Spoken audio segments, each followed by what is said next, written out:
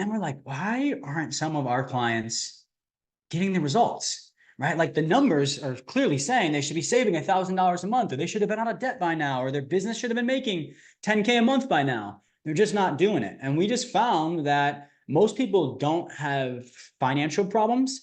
They have behavioral problems disguising themselves as financial problems, right? And so when you really dig into it, your behaviors are just a Hey there, peeps. This is Michelle Nedelec. Thank you for listening to the show. I would love if you could give us your opinion on how you felt about the show, your experience that you have in regards to what we've been talking about. I am having an absolute blast, but your input is like dynamite on that explosion. So give us your input. We'd love to hear from you. Any questions, comments, concerns? Give us everything you got. We love it. Thanks. I hope you're having an awesome day. Welcome to the Business Ownership Podcast, brought to you by Awareness Strategies, helping you navigate the waters between entrepreneurship and ownership.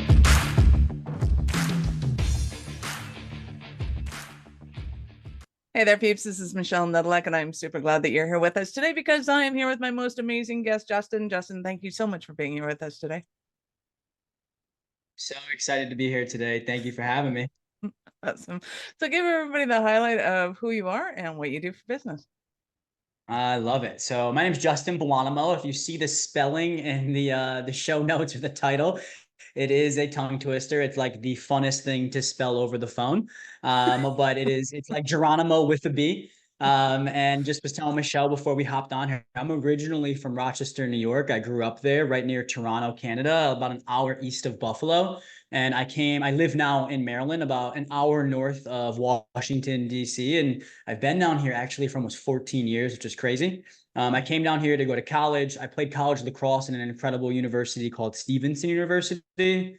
Got my master's degree there, and then ended up working for Johns Hopkins Hospital and a couple of the hospitals in the Johns Hopkins system for about 5 to 6 years. And they gave me way too much responsibility at a young age with zero experience. But I think they were a little desperate, and I interviewed well. But what happened was they gave me some pretty big titles at an early age. And, aside from me being massively underqualified, it was an incredible experience, and really started to learn money and business at a high level. Like, yes, Hopkins is a medical institution, but they're a business at the end of the day. And I have a master's in healthcare management and administration with a focus in finance. And so I work on the business side of the hospital. And within my two positions there, one of them, I reported directly to the vice president of Johns Hopkins Hospital. And then I moved to a community hospital where I reported directly to the president of that hospital. And so COVID hit in 2020, and I was like, okay, I've got way too much experience, knowledge, and now time to not start my own thing. And so my wife at the time, we had been together for a couple of years. We met down here in Maryland. And so her family is not letting us move anywhere, even if I wanted to go back to New York, especially now that we have a newborn. She is 6 weeks today, Peyton May. And my wife is absolutely killing it. She is just absolutely incredible. I admire her so much. And a big reason why is like she's just been so supportive on my business and entrepreneurial journey. I was making six figures at Hopkins and everything was going really well. And I came and sat her down and I was like, I'm going to leave. And this was in November 2020 to go full blown in on my business, which is Journey to Financial Freedom, where we go by JFF. And we do or financial coaching for business owners. And so though it was decent success at the time, it was a lot for her to trust, a lot of stability for me to step away from.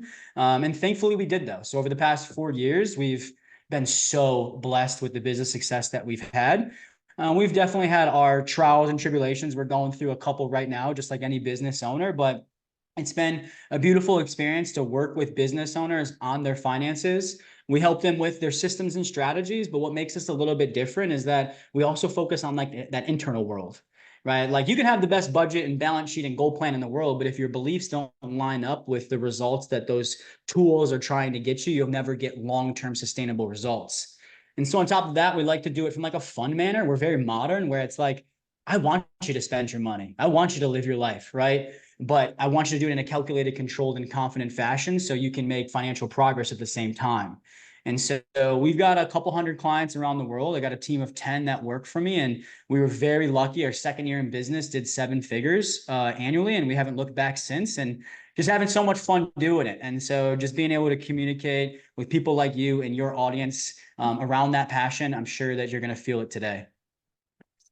So when it comes to working with your clients, what aspects of finances do you hone in on? Is it kind of cash flow, P&L statements and accounting and taxes, or is it the, hey, do we have insurance in place?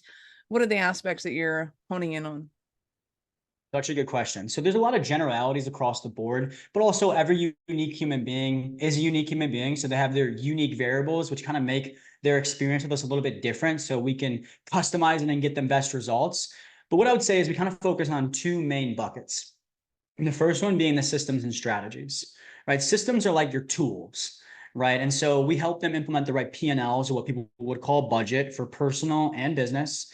And then also a balance sheet, which is just a fancy way of showing what you're worth versus what you owe, right? Those tools are very important for us to build the strategy, right, around everybody's financial goals. And so I always use the analogy, imagine you're a contractor, right? Like someone that builds houses, and you go over to somebody's house and you're like, I'm going to renovate this bathroom and I'm going to get best results, but I'm not going to use any of my tools. I'm going to leave my hammer and my saw and my drill at home, right? You probably wouldn't get best results, right? When it comes to that goal of building a beautiful bathroom. So everybody has these beautiful goals financially. I want to save 100K. I want to pay off this debt. I want to invest in the stock market. I want to invest in my business, or whatever that may be, right? But before we get to those goals, we got to implement the tools first.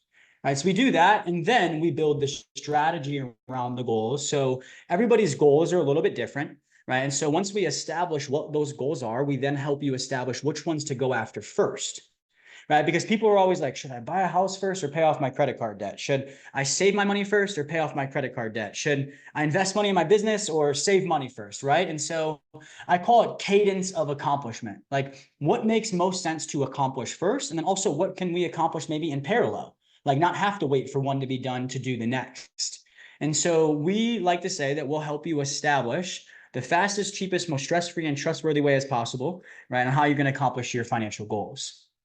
And then from there, what we found is, for years, that's all we, not honestly, that's all we did, but that is kind of what we honed in on, right? And then we're like, why aren't some of our clients getting the results, right? Like, the numbers are clearly saying they should be saving $1,000 a month, or they should have been out of debt by now, or their business should have been making 10K a month by now. They're just not doing it. And we just found that most people don't have financial problems. They have behavioral problems disguising themselves as financial problems, right? And so when you really dig into it, your behaviors are just a direct result of your beliefs, and your beliefs are just formed from your traumas and experiences in life.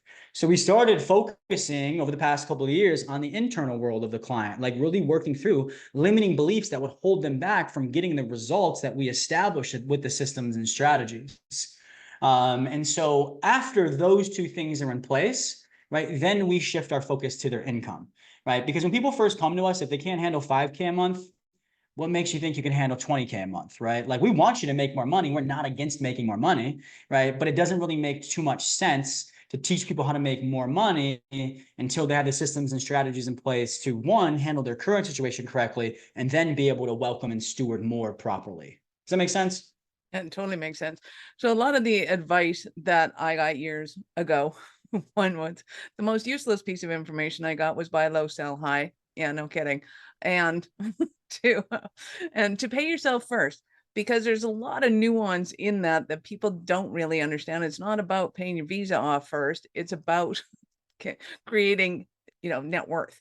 So talk to me about kind of when it comes to those mistakes. And I mean, I totally get that people are blocking themselves, and talk about kind of how are they blocking themselves? What are they thinking that all of a sudden they're in panic mode and then, oh, this has to be done first. And then it's like, oh, that was a terrible idea. That's not really going to get you where you want to go. What kind of mistakes do you find that they're making? Ooh, such a good question. So I think the biggest thing is that when it comes to people's financial stress and anxiety and lack of progress, the biggest mistake that they're making is they're operating off of subjectivity, right? Subjectivity is like emotions, right? I'm not discrediting people's emotions or being insensitive to them, right? But when you're operating off of emotions, you're not operating clearly, right? And so, for example, I'll give you a story about my past. My parents actually filed for bankruptcy for the second time when I was 10 years old. And a big part of that was because of credit card debt, right? Or improperly using credit cards. And so before I actually learned about the beautiful tool that credit can be and credit cards can be if used properly, I was operating off of emotions and just staying away from them, or not looking at the statements, or refusing to learn how they work. And so because I was operating off of subjectivity, that emotion, right, I was making mistakes and focusing on the wrong things, right? The best thing to do is to put objectivity to your situation, right? What is the black and white of it? What are the numbers? And we find that when you put objectivity to your situation, right, though you may not love the numbers and your situation, it does make you feel a heck of a lot better because you at least know what's going on. So I think the biggest mistake that people make is they're going through so much unnecessary stress and anxiety and mass amounts of missed opportunities with their finances because they're walking around operating off of subjectivity, emotions, non-factual information, instead of objectivity, the black and white of like what's actually going on. Nice. And I wholeheartedly agree. And I think it's so important because of that to get a hold of somebody like you, where you can put your numbers down and understanding that fluctuation in business is just normal. You're never going to run a business that doesn't fluctuate. You're never going to run a business and grow it that doesn't have a breaking point. It's just a part of business. When people can understand that, then it becomes a lot easier to put their numbers in front of somebody like you and to understand that I'm not here to judge your numbers. I don't, no offense, I don't care what the numbers are. I care about you. I don't care about what the numbers are, because the numbers just tell me a story. It's like getting a latitude and longitude. I just need those numbers so that I can put a pin on the map, and where that pin is just tells us whether we need a boat or we need a car, or we need like, how do we get out of here and how do we get to the place that we want to go to. It's So I so guess good because yeah, go ahead. Go ahead. No, I was going to say, so when it comes to kind of helping them see the objectivity of numbers and getting out of, because a lot of times entrepreneurs think that we are our numbers. It's a reflection of how competent we are in business or incompetent we are if they happen to be going in a direction we don't like them to go in. So how do you get them to see that objectivity? Love that. I think the quote that comes to mind is, I love to say, when things start to become expectations, they're no longer problems, right? And so it's the expectation that your income is going to fluctuate, right? And it's also the expectation that we at least have the expectation that when business owners come to us, like, we're expecting you to have jacked up finances. Like, you were never given the opportunity to have high quality finances. Like, I think there's a stat. This is crazy, but I'm pretty sure the stat, at least a couple of years ago, 95% of Americans are financially illiterate, right? And so even if you wanted to learn these things, like, where would you have learned it from growing up, right? The people that were around you, your parents, your loved ones, whoever, were probably financially illiterate, and or your teachers, right? Even if they got an opportunity to teach it, they're probably operating on that financially illiterate bucket. Nothing against them, right? They kind of had the same lack of opportunities like we had growing up. But my point is even if you tried to learn these things, like, you weren't going to learn them. And if you did, you learned them the wrong way from the people around you growing up. And so what I like to tell people is, your lack of financial progress and the mistakes that you have made that you're beating yourself up for, they're not your fault. They're not your fault, but it is darn well your responsibility to take care of your future.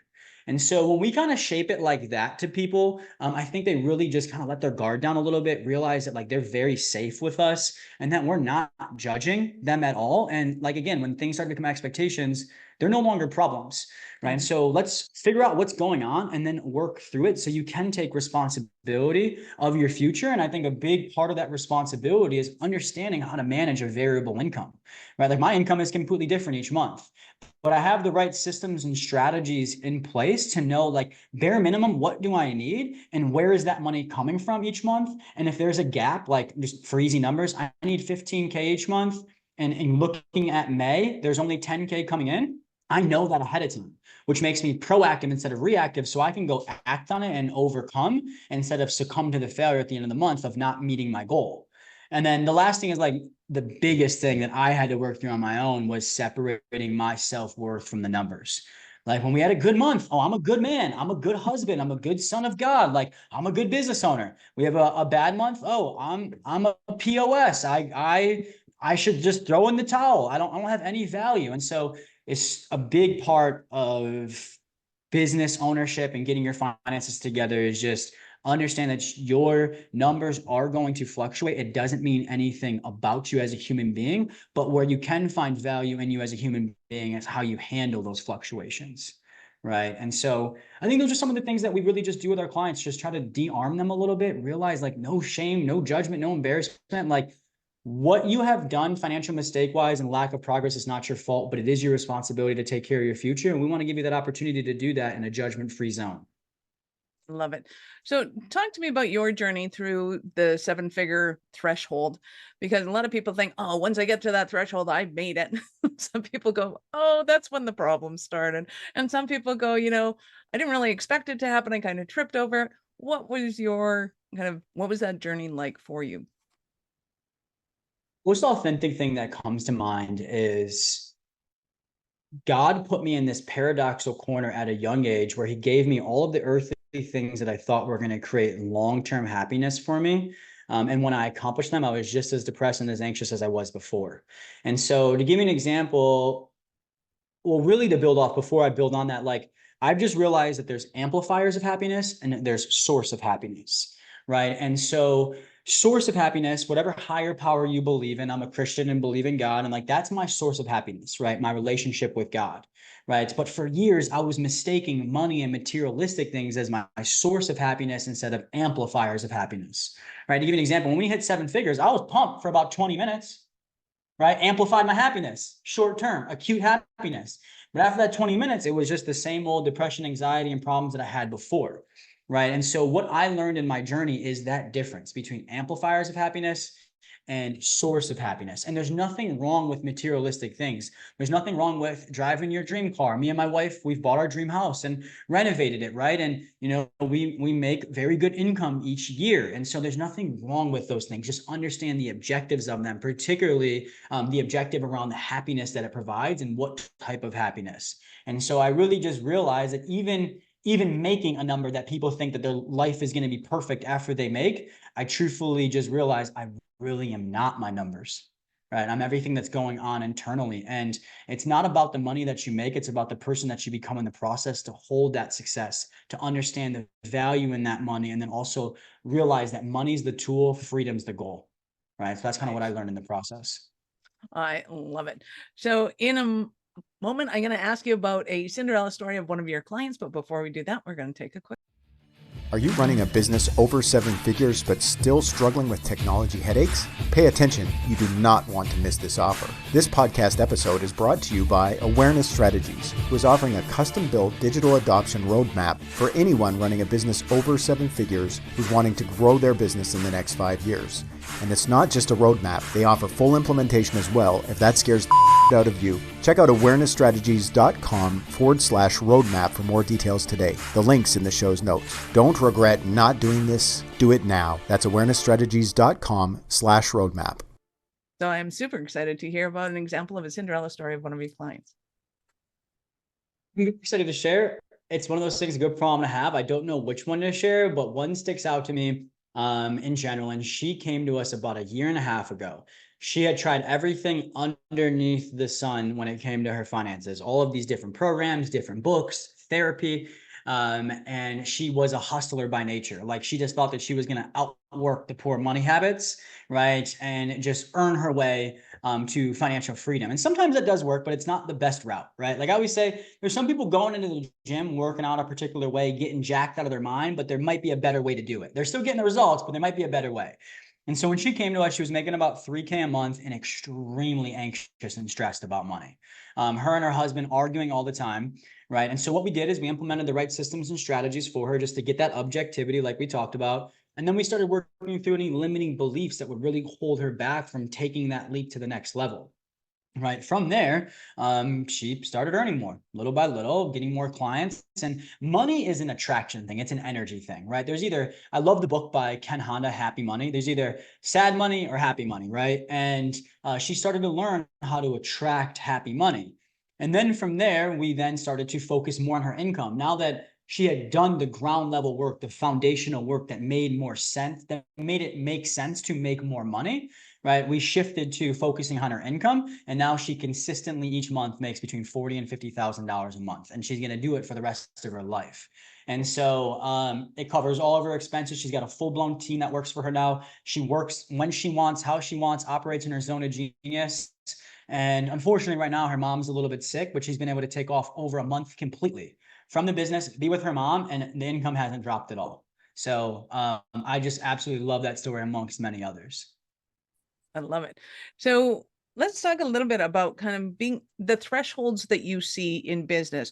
When does somebody kind of hit that glass ceiling in their business? And like, let's start with the stages and then what we have to do to bypass those in your experience. I think the biggest thing, Michelle, is being intentional with your income goals, right? Not throwing these arbitrary numbers out there is where I would tell people to start, like to break through thresholds.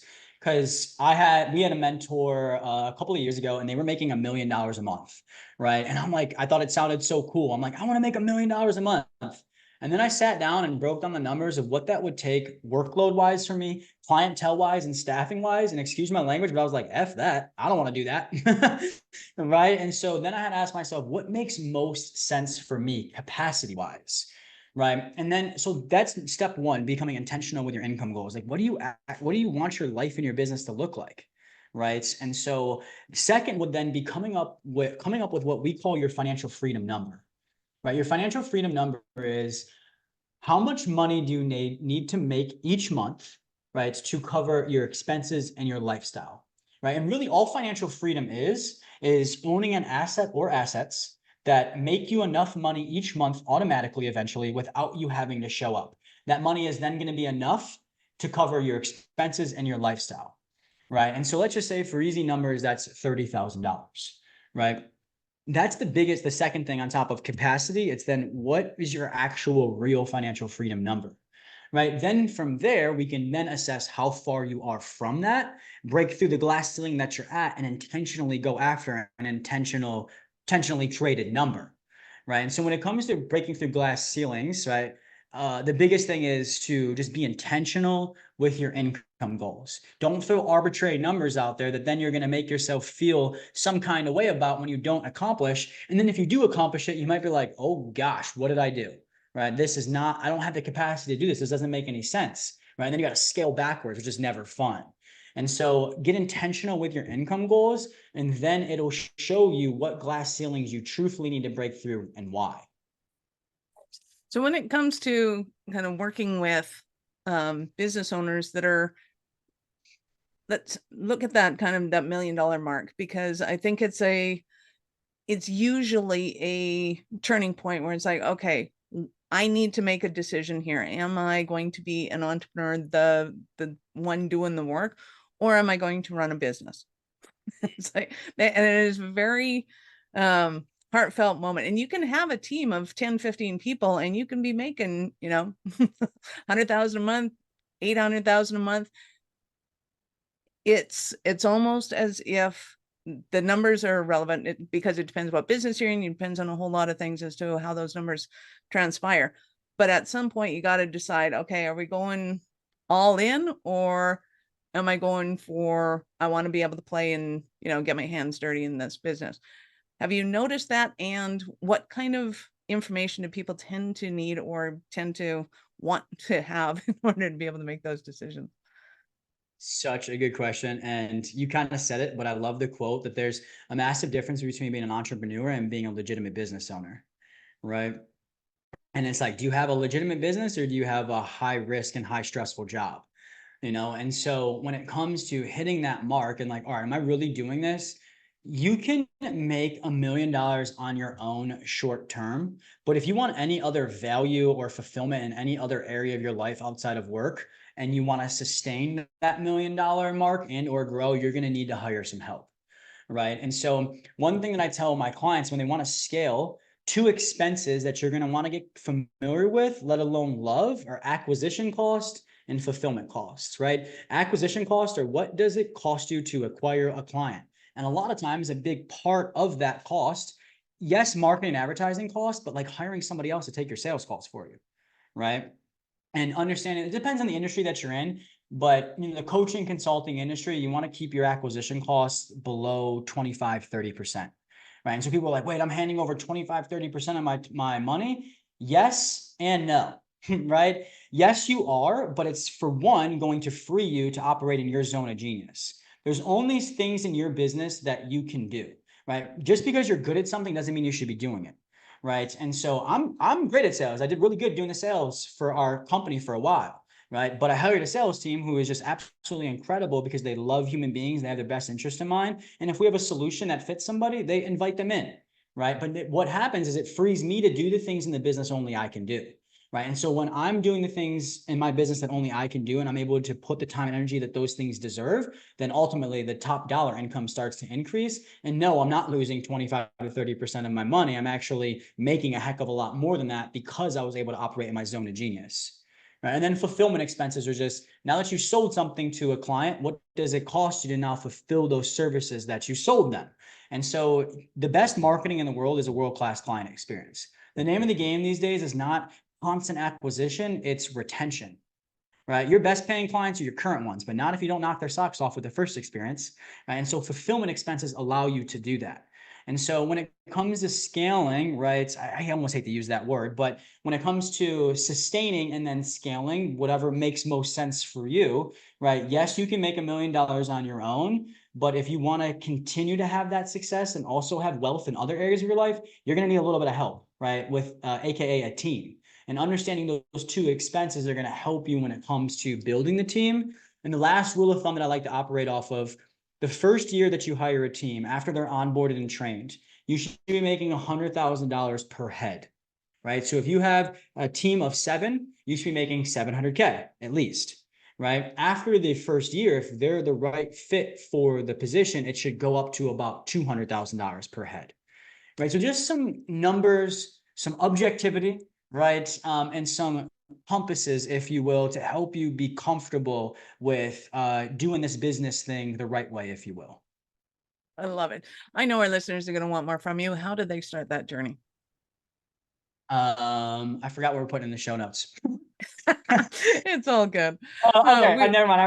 I remember now. Okay, so in the show notes for our action takers, there will be a link to chat with one of my team members. Her name is Stephanie Hall. She is a beautiful human. She started off as a client, I think like 4 years ago, crushed our program, is now a serious evangelist for our program. And she's able to take the call with you, learn more about you, let you learn more about us, and figure out if and how we can help you. And if we can, she'll talk to you about how that looks. For people that want a little bit more information, maybe a nice training, I think we're going to put in the show notes a free training called How to Make and Save More Money, because the first one, making more money, is useless without being able to save more money. And so this training covers the dynamics of both of those fields so you can make the best of it. And then also Instagram, if you want to reach out to me there, it's Justin_Buonomo. The spelling will be in the show notes. I'm not even going to try to spell it right now.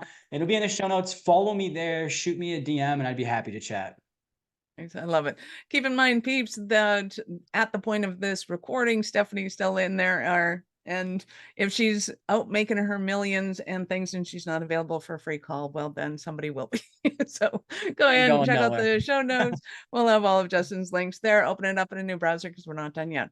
So Justin, I get to ask you, at what point in life did you know that you're a special kind of crazy enough to think that you could become an entrepreneur?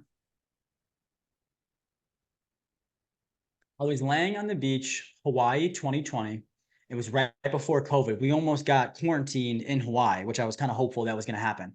Like we got back, right. I think it was like March 18th, and like COVID broke out.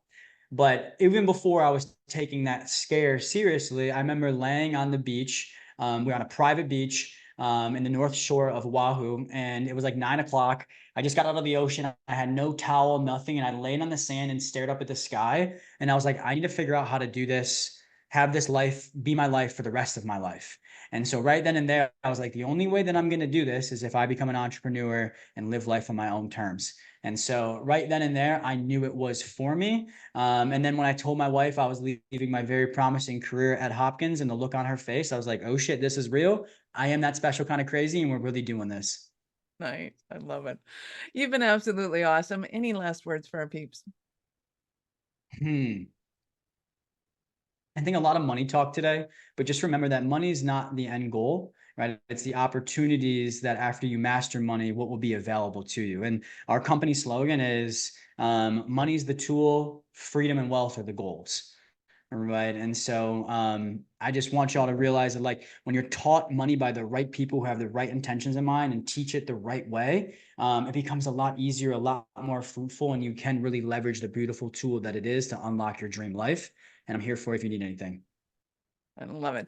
Thank you so much for your time, Justin. I appreciate it. And I know how valuable it is. Awesome. Awesome. Peeps, this is Michelle Nedelec. Thank you for being here with us today. Be sure to subscribe to the show and share it with your friends. We love helping entrepreneurs grow. Are you running a business over 7 figures but still struggling with technology headaches? Pay attention, you do not want to miss this offer. This podcast episode is brought to you by Awareness Strategies, who is offering a custom-built digital adoption roadmap for anyone running a business over 7 figures who's wanting to grow their business in the next 5 years. And it's not just a roadmap, they offer full implementation as well if that scares the out of you. Check out awarenessstrategies.com/roadmap for more details today. The link's in the show's notes. Don't regret not doing this. Do it now. That's awarenessstrategies.com/roadmap.